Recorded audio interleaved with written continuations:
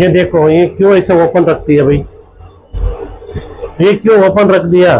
Driver देखो गरम है, वो अभी इसे किए ना, नहीं दे रहे थे गरम को ठंडा होने को। मतलब गरम करने के लिए दे रहे हैं। कॉकरोच नहीं है ना? नहीं, कुछ नहीं है। वो थोड़ा देखना पड़ेगा।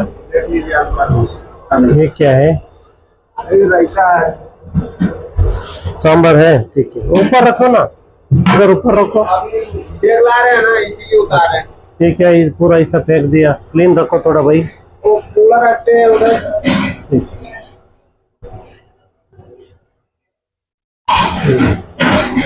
कलर कलर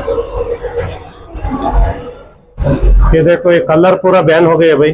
ये कलर यूज नहीं करना, ठीक है? और खरीदी और ಹೇಳಿ ನೋಡಿ, ಇದು ಕಲರ್ ಎಲ್ಲ ಬ್ಯಾನ್ ಆಗಿದೆಯಪ್ಪ ನೋಡಿ. ಇಲ್ಲಿ ಕ್ಲೀನಿಂಗ್ ಇಟ್ಕೋಬೇಕು. ಕ್ಲೀನ್ ಇಲ್ಲ ಅಂತಂದ್ರೆ ನಾಳೆ ಪ್ರಾಬ್ಲಮ್ ಆಗುತ್ತೆ. ನೋಡಿ, ಕ್ಲೀನ್ ಮಾಡ್ಕೊಳ್ಳಿ. ಜಿರಳೆ ಗಿರ್ಲೆ ಎಲ್ಲ ಇದೆ ನೋಡಿ, ಜಿರಳೆ ಎಲ್ಲ ಕ್ಲೀನ್ ಮಾಡಿ ಆಯ್ತಾ? ನೋಡಿ, ಕಲರ್ಗಳೆಲ್ಲ ಇಟ್ಕೊಂಡಿದೀಯಾ? ಕಲರ್ ಎಲ್ಲ ಬ್ಯಾನ್ ಆಗಿದೆ, ಯೂಸ್ ಮಾಡಂಗಿಲ್ಲ. ಕ್ಲೀನ್ ಆಗಿ ಇಟ್ಕೊಳ್ಬೇಕು. ಏನಪ್ಪ, ಓನರ್ ಕರಿಯಪ್ಪ, ಅವ್ರನ್ನ ಮಾತಾಡ್ಸೋಣ ಒಂದ್ಸಲ. ಅಲ್ಲಿ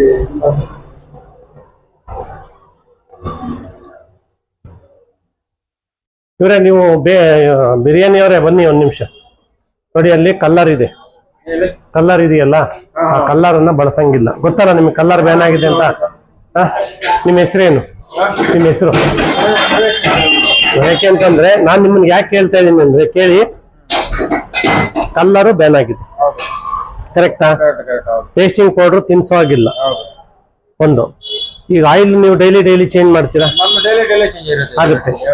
ಯಾವ್ದು ಇವತ್ತು ಬಳಸಿರೋ ಆಯಿಲ್ ನಾಳೆ ಯಾವ್ದು ಯೂಸ್ ಆಗಲ್ವಾ? ನಾಳೆ ಗುಡ್, ವೆರಿ ಗುಡ್.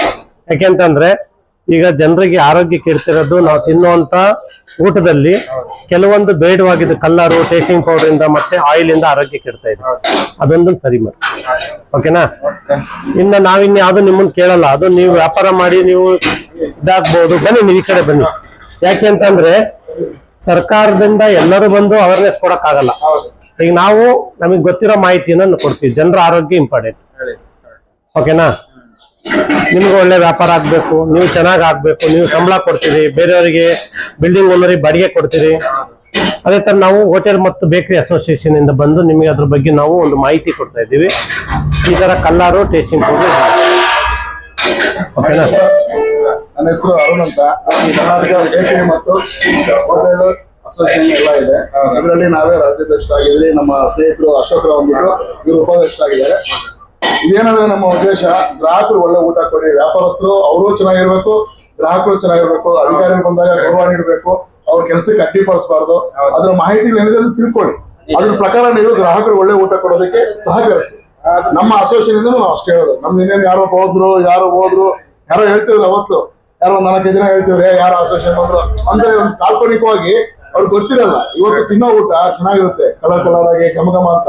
ಅದು ನಮ್ಮ ಹೊಟ್ಟೆಯಿಂದ ಕೆಳಗಡೆ ಜೀರ್ಣ ಆಗಿ ಬರೋಷ್ಟೊತ್ತಿಗೆ ನಮ್ಮ ಅಶೋಕ್ ಅವ್ರು ಬಂದು ಫಿಟ್ನೆಸ್, ಅವ್ರು ಆಲ್ರೆಡಿ ಫಿಟ್ನೆಸ್ ಟ್ರೈನರ್ ಕೂಡ ಅವ್ರು ಹೇಳ್ತಾರೆ, ಸರ್ ಇದು ಅಸೋಸಿಯೇಷನ್ ಮಾಡೋಕೆ ಕಾರಣ ಏನಂದ್ರೆ ಈ ಆಹಾರದ ಬಗ್ಗೆ ಎಷ್ಟು ಆರೋಗ್ಯ ಇದಿರುತ್ತೆ ಅಂದ್ರೆ, ಆಹಾರ ನಾವು ಚೆನ್ನಾಗಿದ್ರೆ ಆರೋಗ್ಯ ಚೆನ್ನಾಗಿರುತ್ತೆ. ಅದಕ್ಕೆ ನಮ್ಮ ಅಸೋಸಿಯೇಷನ್ ಎಲ್ಲಾರ್ಗು ನಾವು ಜಾಗೃತಿ ಮೂಡಿಸುವ ಕೆಲಸ ಮಾಡ್ತಾ ಇದ್ರಿ. ಇದರಲ್ಲಿ ತಪ್ಪು ತಿಳ್ಕೊಂಡ್ರೆ ಎಲ್ಲಾರು ಅದನ್ನ ಅರ್ಥ ಮಾಡ್ಕೊಂಡು ಅದಕ್ಕೆ ಸಹಕರಿಸ್ಕೊಂಡು ಅದಕ್ಕೆ ತಕ್ಷಣಾಗಿ ನಾವು ಊಟ ಕೊಟ್ರೆ ಎಲ್ಲಾರು ಚೆನ್ನಾಗಿರ್ತಾರೆ. ಆರೋಗ್ಯವೇ ಮಹಾಭಾಗ್ಯ. ಅಷ್ಟೇ ನಾವು ಕೇಳೋದು. ಹೇಳಿದ ಮಾತಿಗೆ ನಾವು ಯಾವತ್ತೂ ಬದ್ಧ ಸರ್. ಮಾಡಿ ಮತ್ತೆ ಆಯಿಲ್ ಬಗ್ಗೆ ಮತ್ತೆ ಹುಡುಗರಿಗೆಲ್ಲ ಏರಿಕೆ ಆಗ್ತಲ್ಲ ಹಾಕಿ ಮತ್ತೆ ಸ್ವಲ್ಪ ಹೊರಗಡೆ ಎಲ್ಲ ಕ್ಲೀನ್ ಮಾಡ್ಕೊಳ್ಳಿ. ಜಿರ್ಲೆಗಳು ಓಡಾಡ್ದಂಗೆ.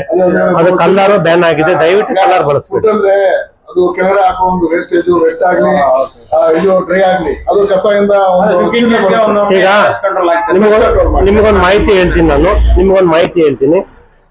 ಕಲ್ಲರ್ ಯೂಸ್ ಮಾಡಿದ್ರೆ ನಿಮ್ಗೆ ಕಲ್ಲರಿಂದ ಏನಾದ್ರು ಪೌಷ್ಟಿಕಾಂಶ ಇದೆಯಾ? ಇಲ್ಲ. ಅದು ಓನ್ಲಿ ಕಲ್ಲರು. ಅದು ಕಲ್ಲರ್ ಬಂದು ಕ್ಯಾನ್ಸರ್ ಕಾರಕ. ಪ್ರತಿಯೊಬ್ಬರು ಹೊಟ್ಟೆಯೊಳಗೆ ಊಟದೊಳಗೆ ಹೋಗುತ್ತೆ. ಹಂಗೆ ಡೈರೆಕ್ಟ್ ಕಲ್ಲರ್ ತಿನ್ನಕ್ ಆಗಲ್ವಲ್ಲ. ದಯವಿಟ್ಟು ಆ ಕಲ್ಲರ್ ಬಳಸೋದ್ರಿಂದ ಆರೋಗ್ಯಕ್ಕೆ ಹಾನಿಕರ. ಟೇಸ್ಟಿಂಗ್ ಪೌಡ್ರು ಯಾವ್ದೋ ದೇಶದಲ್ಲಿ ಯೂಸ್ ಮಾಡ್ತಾರೆ, ಬಟ್ ನಮ್ಮ ದೇಶದಲ್ಲಿ ಈಗೆಲ್ಲ ಚೈನೀಸ್ ಐಟಮ್ ಬಂದ್ಮೇಲೆ ಯೂಸ್ ಮಾಡ್ತಾ ಇದ್ದಾರೆ. ಅದಕ್ಕೆ ಏನೋ ಒಂದೇ ಒಂದು ಸ್ವಲ್ಪ ಯೂಸ್ ಮಾಡಕ್ಕೇನೋ ಒಂದು ಕಾನೂನಲ್ಲಿ ಇರಬಹುದು, ಗೊತ್ತಿಲ್ಲ. ಬಟ್ ಆಕ್ಚುಲಿ ಅದನ್ನ ಬಳಸಂಗಿಲ್ಲ. ಕೆಲವೊಂದು ಕಡೆ ಏನ್ ಮಾಡ್ತಾರೆ ಹೇಳ್ತೀನಿ, ಒಂದ್ ನಿಮಿಷ. ಬಿರಿಯಾನಿ ಟೇಸ್ಟ್ ಬರ್ಲಿ, ಕಬಾಬ್ ಟೇಸ್ಟ್ ಬರ್ಲಿ, ಅಥವಾ ಚಿಕನ್ ಮಸಾಲೆಗಳು ಟೇಸ್ಟ್ ಬರ್ಲಿ, ರುಚಿ ಬರ್ಲಿ ಜನಕ್ಕೆ ಅಂತೇಳಿ ಬಳಸ್ತಾ ಇದ್ದಾರೆ. ಅದು ಕೆಲವ್ರ ಬಾಯಿಗೆ ರುಚಿ ಬರ್ಬೋದು, ಬಟ್ ಕೆಲವರಿಗೆ ಆರೋಗ್ಯ ಕೆಡ್ತದೆ. ಈಗ ಶುಗರ್ ಇರೋರಿಗೆ, BP ಇರೋರಿಗೆ, ಹಾರ್ಟ್ ಪ್ರಾಬ್ಲಮ್ ಇರೋರಿಗೆ, ಕೆಲವೊಂದು ಪರ್ಸನಲ್ ಪ್ರಾಬ್ಲಮ್ ಇರೋರಿಗೆ, ಅದು ಮತ್ತೆ ಮಕ್ಕಳಿಗೆ ಎಲ್ಲ ಆರೋಗ್ಯದ ಮೇಲೆ ದುಷ್ಪರಿಣಾಮ ಬೀರುತ್ತೆ. ದಯಮಾಡಿ ನಿಮ್ಮಲ್ಲಿ ಒಂದು ಮನವಿ ಮಾಡ್ತಾ ಇದ್ದೀವಿ, ಅವನ್ನ ಸರ್ಕಾರದಿಂದ ನಿಷೇಧ ಆಗಿದೆ, ಅದೊಂದು ಬಳಸಬೇಕು. Okay sir. ಮರುಬಳಕೆ ಆಯಿಲ್ ಅಂದ್ರೆ ಇವತ್ತು ಬಳಸಿದ ಆಯಿಲ್ ನಾಳೆ ಯಾವ ಕಾರಣಕ್ಕೂ ಬಳಸಬೇಕು. ಆಮೇಲೆ ನಿಮ್ಗೆ ಗಾರ್ಬೇಜ್ ಬಗ್ಗೆ ಆಗ್ಲಿ, ಆಹಾರ ಸುರಕ್ಷತಾ ಗುಣಮಟ್ಟ ಬಗ್ಗೆ ಆಗ್ಲಿ, ಪ್ರತಿಯೊಂದಕ್ಕೂ ಅದರದೇ ಆದಂತ ಇಲಾಖೆಯಾಗ್ಲಿ ಅಧಿಕಾರಿಗಳಾಗ್ಲಿ ಅದ್ರ ಗಮನ ಕೊಡ್ತಾರೆ. ತಾವು ಅವಾಗ ಅದನ್ನೆಲ್ಲ ಅಟೆಂಡ್ ಆಗಿ ಪ್ರೋಗ್ರಾಮ್ ಮಾಡಿದಾಗ, ಏನೋ ಸೆಮಿನಾರ್ಸ್ ಮಾಡಿದಾಗ, ಆಮೇಲೆ ಇಂಥದ್ದು ಒಂದು ತರಬೇತಿ ಕೊಟ್ಟಾಗ ನೀವಾಗ್ಲಿ ನಿಮ್ಮ ಓನರ್ ಅವರಾಗ್ಲಿ, ನೀವು ಇನ್ಚಾರ್ಜ್ ಅನ್ಸುತ್ತೆ, ನೀವು ಇದ್ರೆ ನೀವು ಅಟೆಂಡ್ ಮಾಡಿ, ನೀವೇ ಇವನ್ನೆಲ್ಲ ಮೇಂಟೈನ್ ಮಾಡೋದಲ್ವಾ, ಆ ತರ ನೀಟಾಗ ಮಾಡಿ. ಆಮೇಲೆ ಯಾರೋ ಬರ್ತಾರೆ ಲೈಸೆನ್ಸ್ ಕೊಡ್ತಾರೆ ಮಾಡ್ಕೊಡ್ತಾರೆ ಅನ್ನೋರಿಗೆ ಅರಿವಿದ್ರೆ ಇಲ್ಲ ಅದ್ರ ಬಗ್ಗೆ ಮಾಹಿತಿ ಇದ್ರೆ ಮಾಡಿಸ್ಕೊಳ್ಳಿ. ಬಟ್ ಅದ್ರದ್ದೇನು ಇರಲ್ವಲ್ಲ, ಯಾರೋ ಬಂದ್ರು ನೀವು ಮಾಡಿಸ್ಕೊಂಡ್ರೆ ಹೊಡೋಗ್ಬಿಟ್ರು, ಅದಲ್ಲ. ಅಧಿಕಾರಿಗಳು ಗಮನಕ್ಕೆ ಹೋಗ್ಬೇಕು, ಅವ್ರು ಪರಿಶೀಲನೆ ಮಾಡಬೇಕು, ಅದ್ರದ್ದೇ ತಕ್ಕಂತಹ ಮಾಹಿತಿಗಳು ಇರುತ್ತೆ, ಅದನ್ನೆಲ್ಲ ಪಡ್ಕೊಳ್ಳಿ. ನಾವು ಮಾಡ್ತಿರೋದು ಸರಿ ಇಲ್ಲ ಅಂತ ಹೇಳ್ತಿಲ್ಲ, ನಿಮ್ಮ ಗಮನಕ್ಕೆ ಬಂದಿರಲ್ಲ ಅನ್ಸುತ್ತೆ. ಇನ್ಮೇಲೆ ಅದೇನಾದ್ರು ಬೇಕಾದ್ರೆ ಕುಂದುಕೊರತೆಗಳಿಗೆ ಏನಾದ್ರು ಮಾಹಿತಿ ಬೇಕಾದ್ರೆ ದಯವಿಟ್ಟು ಅಸೋಸಿಯೇಷನ್ ಸಂಪರ್ಕಿಸಿ. ಮತ್ತೆ ಅದಕ್ಕೆ ತಕ್ಕನಂಗೆ ಯಾವ ಇಲಾಖೆ ಅಧಿಕಾರಿಗಳು ಅದ್ರ ಬಗ್ಗೆ ನೀವು ಇನ್ಫಾರ್ಮೇಶನ್ ಕೊಡ್ತೀರಿ. ಅದರಿಂದ ನೀವು ಒಳ್ಳೆ ವ್ಯಾಪಾರನೂ ಮಾಡಿ, ಗ್ರಾಹಕರಿಗೆ ಒಳ್ಳೆ ಊಟನೂ ಕೊಡಿ ಅಂತ ನಮ್ಮಲ್ಲಿ ಮನವಿ ಮಾಡ್ಕೊತೀವಿ. ಮತ್ತೆ ಯಾವ ಖಂಡಿತವಾಗಿಯೂ ಥ್ಯಾಂಕ್ ಯು ಸರ್. ಓಕೆ.